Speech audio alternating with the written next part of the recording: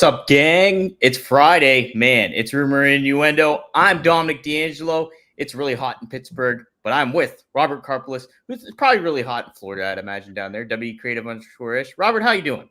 It's always hot here, but no place I'd rather be than right here, mainly because I'm under a really good fan.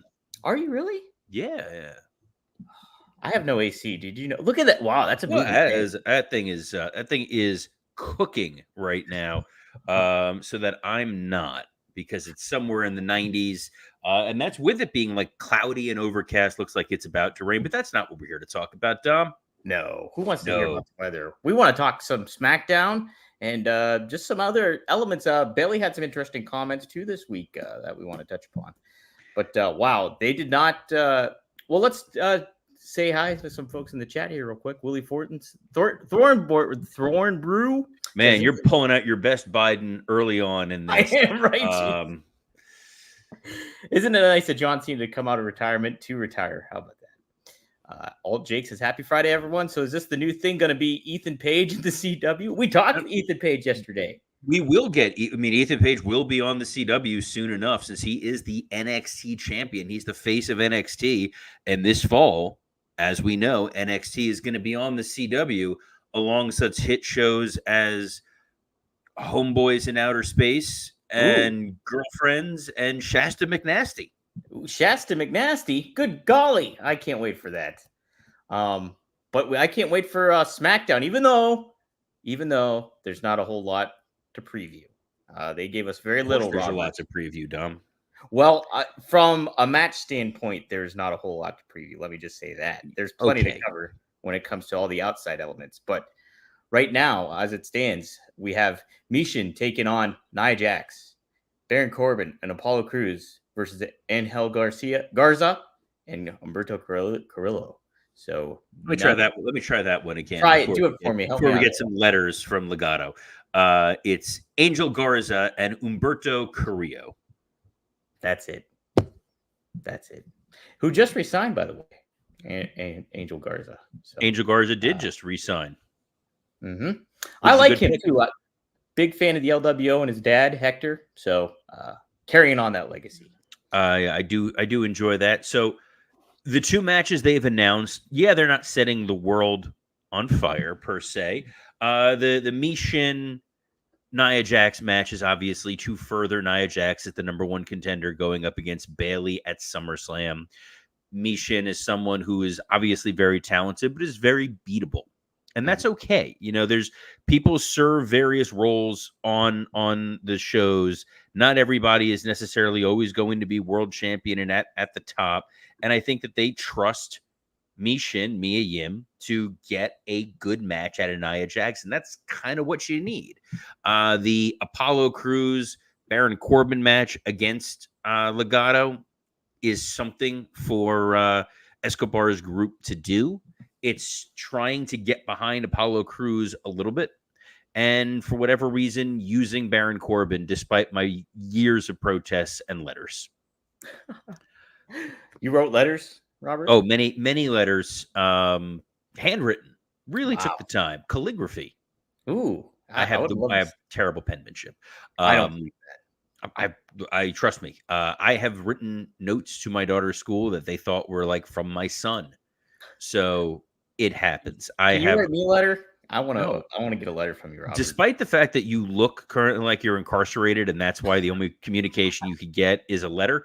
No, that's not going to happen. But what we know is going to happen on SmackDown is the big stories moving into SummerSlam. We touched on the Nia Jax piece because Bayley is the number one contender. We saw new tag champions last Friday with DIY winning.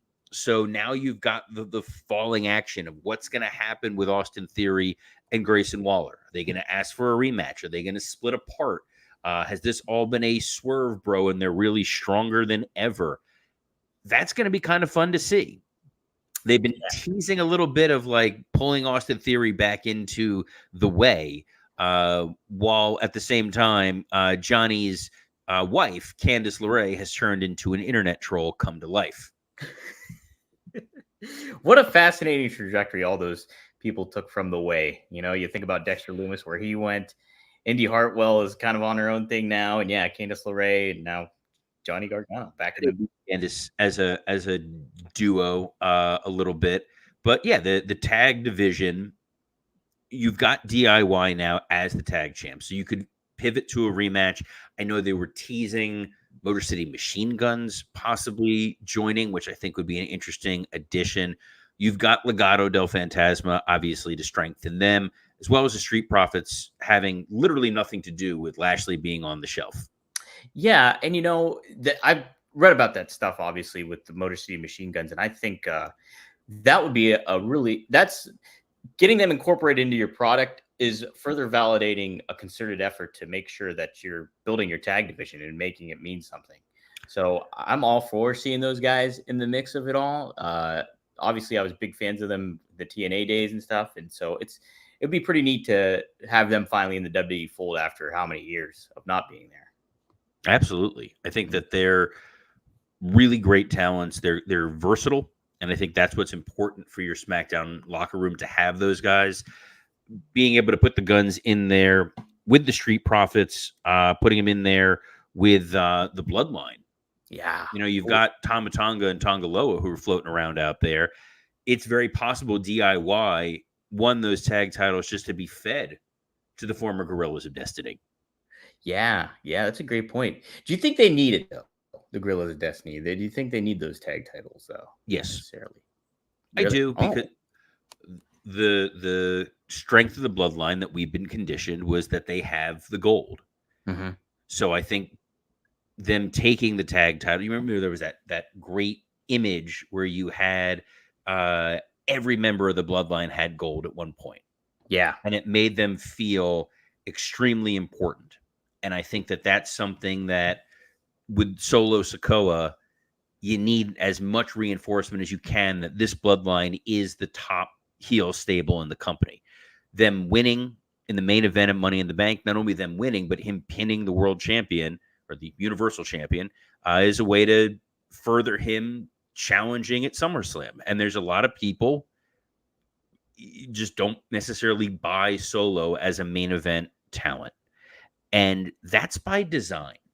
Yeah. That's what I'm too. You're not supposed to think that he is Roman. You're supposed to be clamoring for Roman Reigns and say, like, you know, it's like Anchorman, like, you're not Ron, you're not Roman, but Solo has been very well protected and very well booked. If you remember, he destroyed John Cena in their one-on-one match a couple months ago, or several months ago at this point. So that's top of mind. And the machinations of this version of the Bloodline is intentionally different. They feel more dangerous and unpredictable. So now you're going into a SmackDown after Team Cody and Orton and Owens failed. And they failed in a straight up 6-man tag. Yes, it was technically 4-on-3, but they're going to be outnumbered. You're now positioning Cody as someone who's going to have to defend this title against Solo. And I think it's going to work as a SummerSlam match because it's a strong enough card overall. And we've seen, you know, going all the way back to the Hogan era, you know, you heat up a monster heel and feed him to the babyface. I don't think that's necessarily what we're going to get, but I think that what you will see coming off of SummerSlam is a pivoting of the Bloodline from Cody to the OG Bloodline.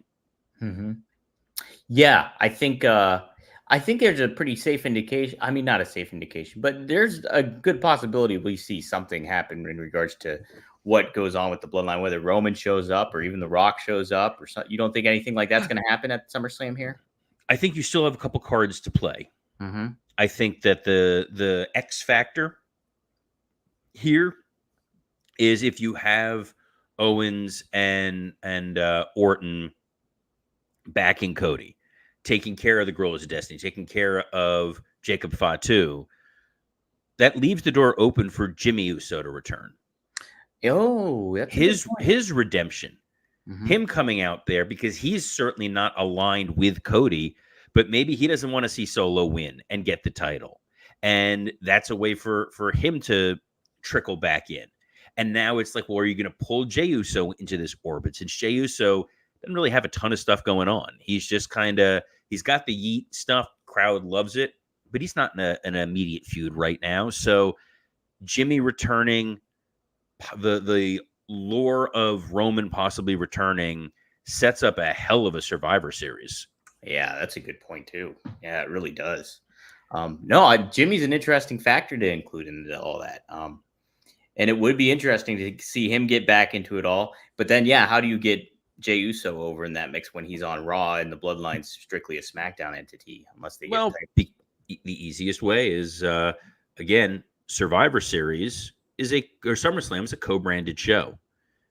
So if you find a way to get Jey Uso on the card in some form or fashion, he's going to be backstage. It would make sense that he would interfere and interject himself into the matters. So it's most likely why the SmackDown preview this week is as light as it is, because they know that they have these stories going into SummerSlam. We know we have to get to Cody versus Solo. You don't need to announce much of it. You know there's going to be a promo. There's going to be something. You know that you're going to get LA Knight and Logan Paul. So it's a matter of, okay, how are we getting there? We know we have new tag champions. It's either a rematch with the crumbling former champions or a new team steps up. And then you've got a match furthering your women's title and this bizarro tag match, which may, if they're lucky, you get Apollo Crews over again. That's a good point, because, he's been an understated role for how long? Ever since being called up. So it's like, you kind of, if you're able to do that, I would say that's pretty savvy move on their part then to do that. Do you expect, with it being the Fallout Money in the Bank after SmackDown, after all that stuff, do you expect there to be any certain surprises or anything going on that will really catch people, like with this being such an understated card for this evening? Or is there? I don't think you need to. WWE, would you kind of continue part of the course? Build. You know what? It's people want to see what they're going to do next.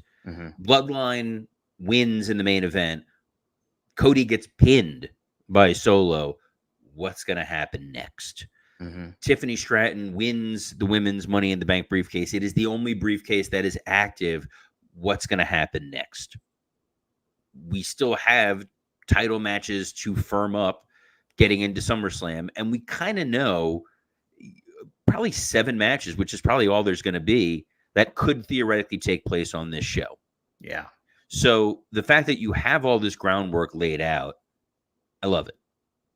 Yeah. It's kind of been what they've been, like, what WWE has been doing for months, months, I would say, is giving you consistent good television. And so I think it's pretty safe to put that their goodwill is going to probably pay off tonight, even with such a very unannounced card overall. So I think it should be a good one, Robert.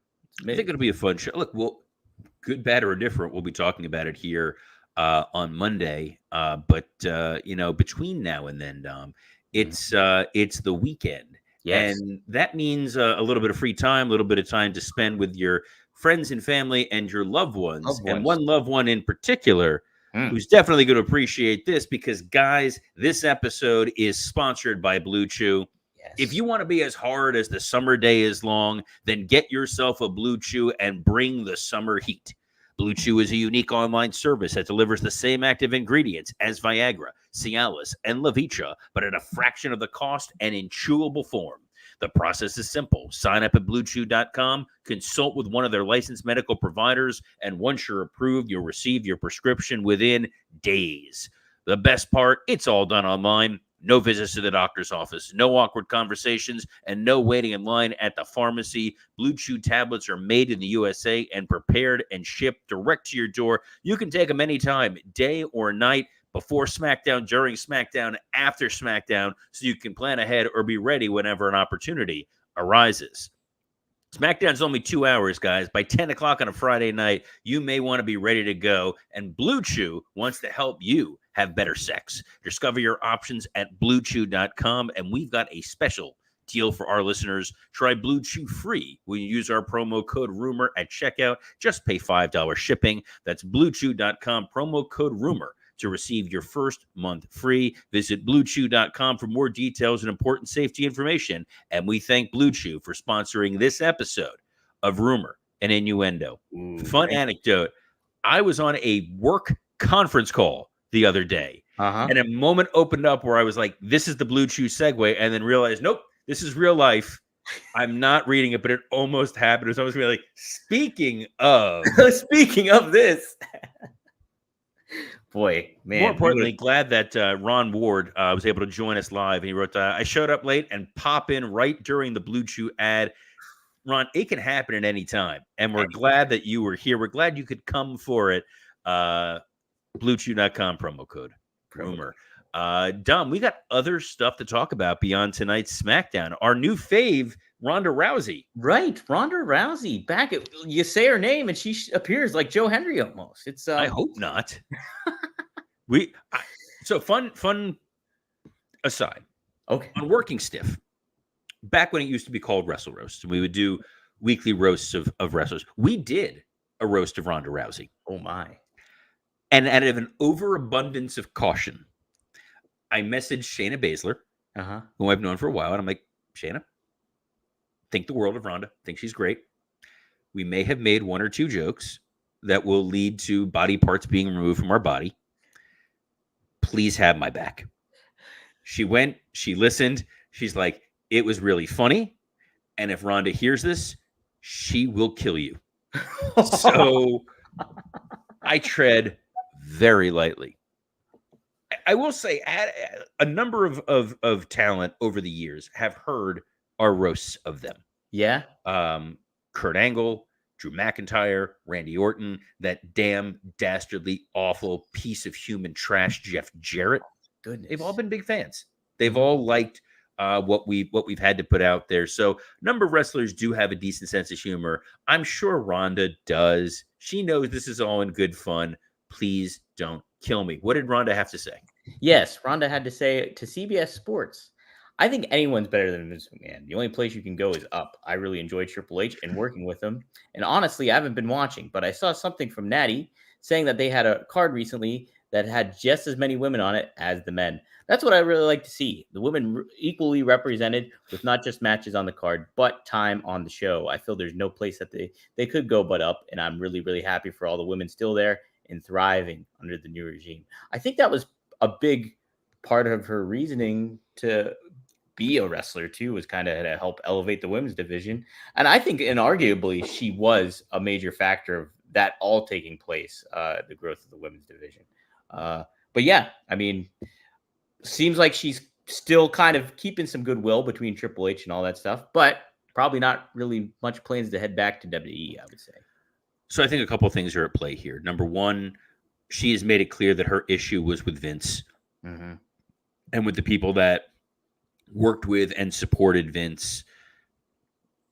She has not kind of delved too deeply into what her dynamic with Vince was, but it sounds like it was not a great relationship. It makes sense that she would like Hunter and Stephanie. If you remember when she first debuted at that Mania, yeah, it was facing off with Stephanie, and Hunter and Stephanie are going to respect and appreciate her MMA UFC background more.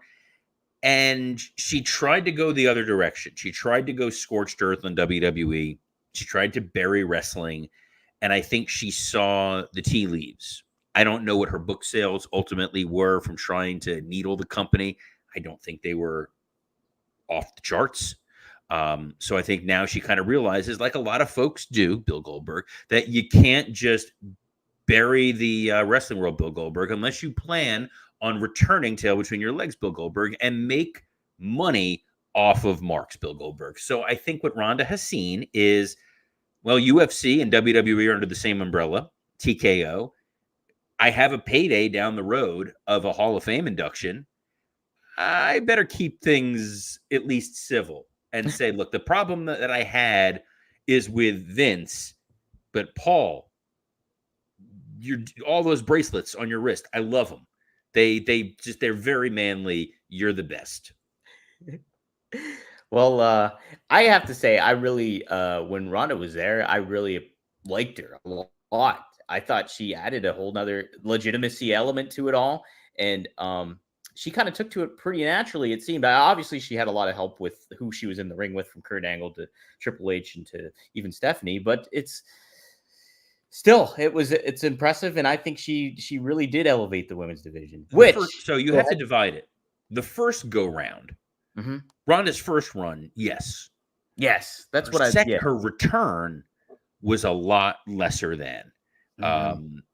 It became counterproductive, and she was not able to keep up with the caliber of women that they have right now, which speaks volumes about the women's division in WWE. Right. And we are speaking volumes about them. And Bailey actually just did on the new Cody Rhodes podcast, which I didn't even know existed. It's What Do You Want to Talk About is the name of the show. Is that a real thing? He has a podcast called What Do You Want to Talk About? Exactly. Yeah, he does. But let's get him on the show. Get him on the show, Robert. Show him how to get some numbers, huh? Bailey. I got no problem with that. I like Cody. I liked his dad. Liked his brother. I like the whole family. Mama Rhodes. I like everything. I don't know about that Mama Rhodes. She seems a little feisty. A lot of Marcus D'Angelo level profanity when she's on television. My goodness, yes. I think her and Marcus go to the same school of hard knocks. Brief aside, I saw Marcus landed a new gig in the wrestling world. That's correct. He's going to be announcing for the International Wrestling Cartel. He will be a backstage announcer this weekend. If you're in the Pittsburgh area, be sure to check out IWC Wipeout, and he will be there on beat, making some interviews and stuff like that. So pretty happy for him.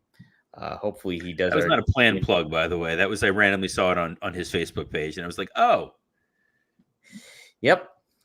He's the voice of a generation. Let's say that. Hopefully not mine. So what did Bailey? He's a voice of the true voice of our generation. Bailey, what did she have to say? Yes. So she was asked about the women's division and all that stuff, and she says, "I think it would be cool to give everybody on Raw and SmackDown a part of that show, Evolution 2. You can bring girls in from NXT. You can bring girls in from, we just saw Jordan Grace in NXT. Gordon, solely Gordon Grace. So TNA girls, whatever the connection is there, we can bring different girls in. You can bring someone in from the past. They're up for it to do a little something. But we have such a stacked roster right now where it's like, hey, we can hold a show down on our own, another PLE on our own. And it's been so many years where it's not like it's something we have to do every year. We're kind of like, all right, we've been seeing it enough times, but I think it's time that it's a different era compared to back then. I initially going into this, I was like, is there value in having an all women's show? And really, there definitely is. And it would be, and she made the points exactly. I mean, like, you look at all the influx of talent that you can potentially get on the show, whether it's legends, whether it's people from NXT or TNA, and then the already stacked women's roster of talent that you already have. You could make this feel like a big deal. And even to her point, it not even being like an annual thing, just once in a great while, would really elevate the stakes of it all too, I think. Yes and no. Okay. I think on the one hand, look, the Women's Evolution pay-per-view happened when it did as a response to the fact that the Saudi government would not allow women to compete on the shows there. Eventually that caved, and now women are able to compete freely on the Saudi shows as long as they're covered from head to toe in a body stocking. The irony being, them in the body stocking is far more revealing than some of their normal gear. Yeah. They look like when George Costanza was bodysuit man and went fake streaking across Yankee Stadium. Or Kramer in the Calvin Klein ad. No, at least there he was wearing underwear. Anyway, significant shrinkage. But there's enough female talent and enough compelling stories that exist that you could do a women's only show and not make it just a novelty. Mm-hmm. Look at it. If you look at it right now, if you look at the storylines going on in the WWE in the women's division, you could move Ronda versus Liv to headline a PLE. There's an argument it could headline SummerSlam. Absolutely. In some regard. Yeah. It's a white hot story that you're putting there at the top. Bayley, Nia Jax, another strong match. The women's tag team champions, Alba Fire and Isla Dawn, seem to be feuding with Shayna Baszler and Zoe Stark. You could go ahead and plug that in. You've got Io Sky, who's currently feuding with Lyra Valkyria. That's a hell of a one-on-one match right there. Yes. You could pull an NXT match, put that in there, and then do, Tiffany Stratton versus Naomi, since they clearly have had an issue of late. It's a stacked, 5-6 match show right off the cuff. That's not factoring in Bianca Belair and Jade Cargill. Mm-hmm. That's not factoring in a number of the NXT talent. They have a well. They don't need to necessarily bring in the legends of the past, because, all due respect to the way they use the term legends, a lot of those women were not at the same caliber as the current roster is. I don't need to see Michelle McCool there. I get it. It's cool. She's married to Undertaker. She was fine in her time. It's a different show. And I think there's enough active women on the roster. Charlotte will be back at some point too. Yeah. There's enough active women on the roster. You could run a women's only PLE event and just market it as the next PLE show, and not even make it a, like, look at this, guys, it's time for the ladies. Like, no, they stand on their own 2 feet. The matches are good. The stories are good. There's a depth to that roster that is really, really impressive. It's second only to the roster that Dominic D'Angelo has assembled as the greatest producer in the history of wrestling podcasts. Man, the proof is in the pudding too, Robert. How consistent I am with everything. But thank you. Yes, I have a show that I do. I try, and then you're just like, I'm the best, even though I botch them all. But it comes from a place of a place of caring. That's it. But guys, yes, one of a kind with RVD. We just went live last night at 9 p.m. And what a show we had. We had Katie Forbes on there. We had Joe Holland, who is the guy that has made RVD's singlets from the beginning, airbrushed all his singlets. So we got his perspective on designing all the stuff and coming up with all of them. Some wild stuff. Sorry. What's funny is the way that you announced Katie Forbes, like that was a big guest. Isn't that his partner? Yeah. She pops in. So we see her from time to time in the background, but it's been probably almost a year since we actually had her on the show, like as a guest and stuff like that. So she didn't want to make the walk from the one room to the next room. Sometimes you see her passing and stuff like that. Yeah, but she was on the show, and then we talk about John Cena retiring as well. So and I also do the same with Greg Gagne and Magnum TA. We talk about John Cena and what it's like for a veteran like that to retire. And and Magnum showed up a little late, so it was a off the beaten path show yet again. No Andre the Giant talk. We're gonna get to him. We'll get to him, but you can check that out. Was it Greg saying that him and Cena could have a hell of a match? Absolutely, yes, 100%. The High Flyer versus the Chain Gang. So there you go. It's so cute that you call him the High Flyer. You're so in the back. It's nice. It's like you must get volunteer hours for this. It's so sweet. Back in my day, I was a high flyer. I would come off the second rope with a double axe handle, and man, the St. Paul crowd, they would just they would politely lose their mind. Minnesota nice. They were Minnesota nice. Oh yeah, some of them even clapped a little more enthusiastically. That's right. But guys, you can get that stuff early right now on OneTrueSportTV.com, or wait till Monday and wait till next Wednesday. We're changing the time for the Gagne and Magnum show, so be on the lookout for those. Robert, wow, you guys had a big working stiff. Whoa, that sounds okay. That sounds like a Blue Chew ad. Yes. No, this week's episode of Working Stiff, which is available now, with myself, Dan St. Germain, and Scott Chaplin. Hell of a show with a big announcement at the top that's worth going out of your way to check out. But it is worth going out of your way to join us live every Monday through Friday at noon Eastern for Rumor and Innuendo on a plethora of platforms, including the WWE Creative _ish X account, the Dominic D'Angelo X account, the SE Scoops X account, the Rumor and Innuendo X account, the Working Stiff X account, and on YouTube on Rumor and Innuendo Working Stiff, and ad-free shows. That's pretty much all I got today. On behalf of the pantomiming Dominic D'Angelo, I'm Robert Karpolis. Best of luck in your future endeavors. Take a letter, Maria, address it to my wife. Tell her I won't be coming home. Gonna start a new life.